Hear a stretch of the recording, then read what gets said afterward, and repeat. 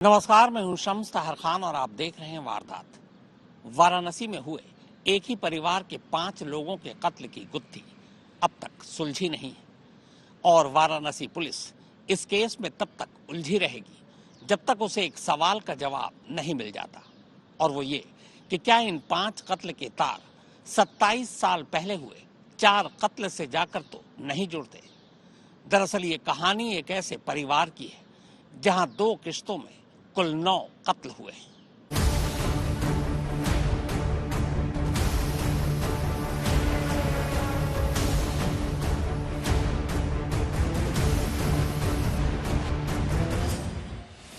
कई साल पहले आई एक फिल्म का एक मशहूर डायलॉग था जिसमें माँ बाप, चाचा, दादा सबका बदला लेने की बात कही गई थी। उस फिल्म का वही डायलॉग अब इस वक्त वाराणसी में हर एक की जुबान पर है। खुद पुलिस उसी फिल्मी डायलॉग और वाराणसी में हुए एक ही परिवार के 5 कत्ल से जोड़े जा रहे उसी डायलॉग को लेकर कंफ्यूज्ड है। कंफ्यूजन ये है कि क्या 5 नवंबर को वाराणसी में हुए 5 कत्ल के तार 27 साल पहले हुए 4 कत्ल से जाकर जुड़ते हैं, और क्या 27 साल पहले जिस बच्चे ने अपनी आंखों के सामने अपने माँ बाप और दादा का कत्ल होते देखा, 27 साल बाद उसी बच्चे ने अब जवान होकर माँ का, बाप का, दादा का बदला लिया है।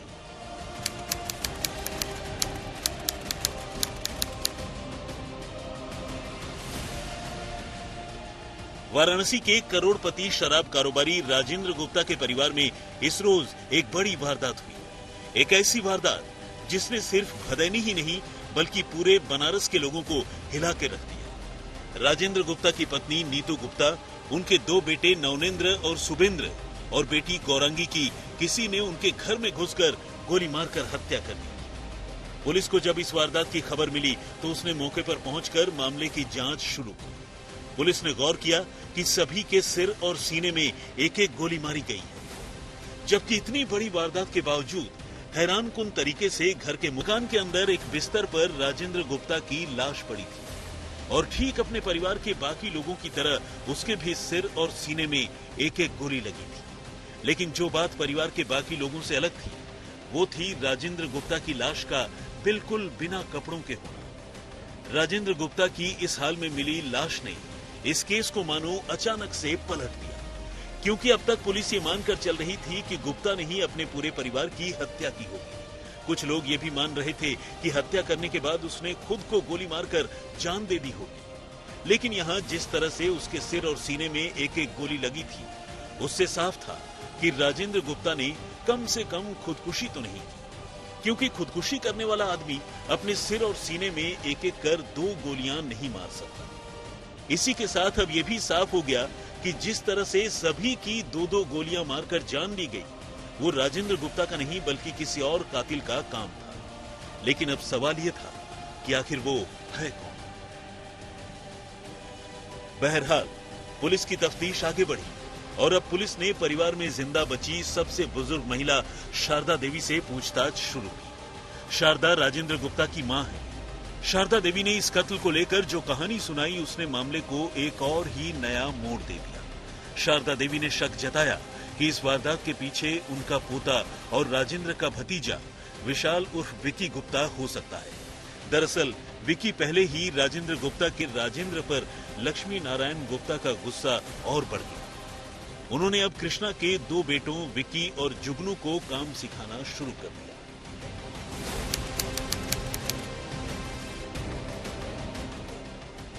उधर जेल में बंद राजेंद्र अब भी अपने पिता के रवैये से नाखुश था।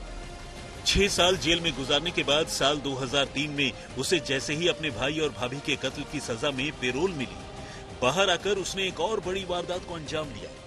असल में वो अपने पिता से प्रॉपर्टी और कारोबार का हिस्सा मांग रहा था, लेकिन लक्ष्मी नारायण इसके लिए तैयार नहीं थे।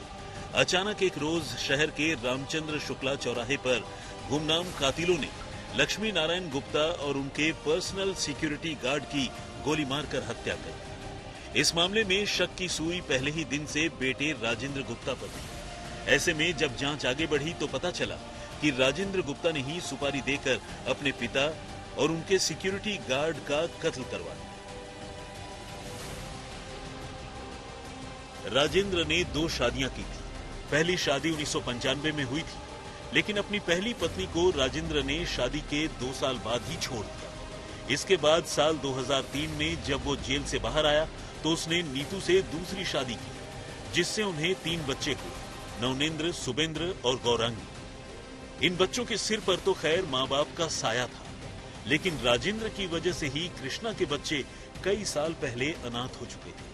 विक्की, जुगनू और उनकी बहन को वैसे तो राजेंद्र ने ही पाला, लेकिन परवरिश के मामले में भी उसका परिवार अपने भतीजों के साथ सौतेला रहा। ऐसे में राजेंद्र के भतीजे गुस्से और बदले की आग में जलते रहे, और अब जब ये वारदात हुई तो शक की सुई राजेंद्र के बड़े भतीजे विक्की पर ही जाकर टिक चुकी, क्योंकि पुलिस को उसके खिलाफ कई सबूत भी मिले और वारदात के बाद से ही वो फरार भी है। राजेंद्र की बुजुर्ग मां शारदा देवी ने भी विक्की पर ही शक जताया है। पुलिस की माने तो विक्की और उसका भाई जुगनू दोनों दिल्ली एनसीआर में ही अपना काम करते हैं।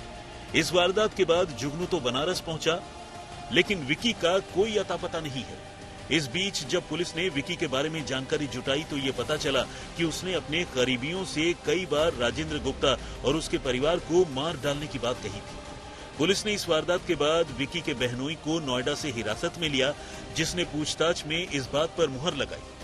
बहनोई ने कहा कि विक्की ने उससे कहा था कि इस बार दिवाली में वो अपने ताऊ और उसके परिवार को मार डालेगा। पुलिस को छानबीन में विक्की के अपने बहनोई के संपर्क में होने के भी सबूत मिले, लेकिन जाहिर है जब तक विक्की की गिरफ्तारी नहीं हो जाती, इस थ्योरी का कोई पुख्ता प्रमाण फिलहाल पुलिस के पास भी नहीं। कह रहा था कह रहा क्या कि मैंने हमारे माँ बाप को मारे हैं, हम इसको छोड़। हाँ, विक्की को बोला क्या? हम छोड़ेंगे नहीं, अच्छा। माँ बाप को हमारे मारे हैं, हम छोड़ेंगे नहीं। हमने हाथ किया कि अब एक ही लड़का हमारा है, अब ऐसा काम मत करना, ये कहे हम। ये कितनी पुरानी बात है ये? अरे वही तीन बोला है, जब आया था पहले भी बोला था, और दिवाली के पहले नहीं आया था। अच्छा। साल बहन की शादी थी, नहीं आया था। मारने की बात कहा था कि नहीं छोड़ेंगे? माई बाप के मरने के बाद बोला है, ये बोला है कि नहीं, राजेंद्र को नहीं छोड़ेंगे। नहीं छोड़ेंगे।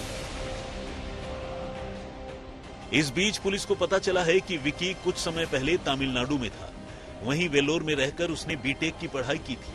ऐसे में पुलिस की एक टीम वेलोर पहुंची, जहां उसने विक्की के 4 दोस्तों और उसकी गर्लफ्रेंड से पूछताछ कर उसके बारे में जानकारी जुटाने की कोशिश की। अब तक की छानबीन में राजेंद्र गुप्ता और उसके परिवार के कत्ल से विक्की का कनेक्शन होने के कई सबूत तो मिले हैं, लेकिन खुद विक्की अब भी पुलिस के रडार से बाहर है। कई टीम्स गठित की गई हैं, जो प्रथम दृष्टया जो वृद्ध माता जी हैं, जिनके पूछताछ में पता चला है कि विक्की जो है, इनका जो भतीजा था मृतक का, वही मुख्य इसमें अभियुक्त अभी सामने आया है, और उसके तलाश के लिए टीमें लगा दी गई। ये टीमें अलग अलग गोपनीय जगहों पर भेजी गई हैं, जहाँ जहाँ संदिग्ध की लोकेशन मिल पा रही है, और तकरीबन 6 टीमें अभी इस वक्त सिर्फ अभियुक्त की तलाश में हैं, और बाकी कुल 4 टीमें जो हैं बाकी एविडेंसेस कलेक्ट करने में लगी हुई हैं।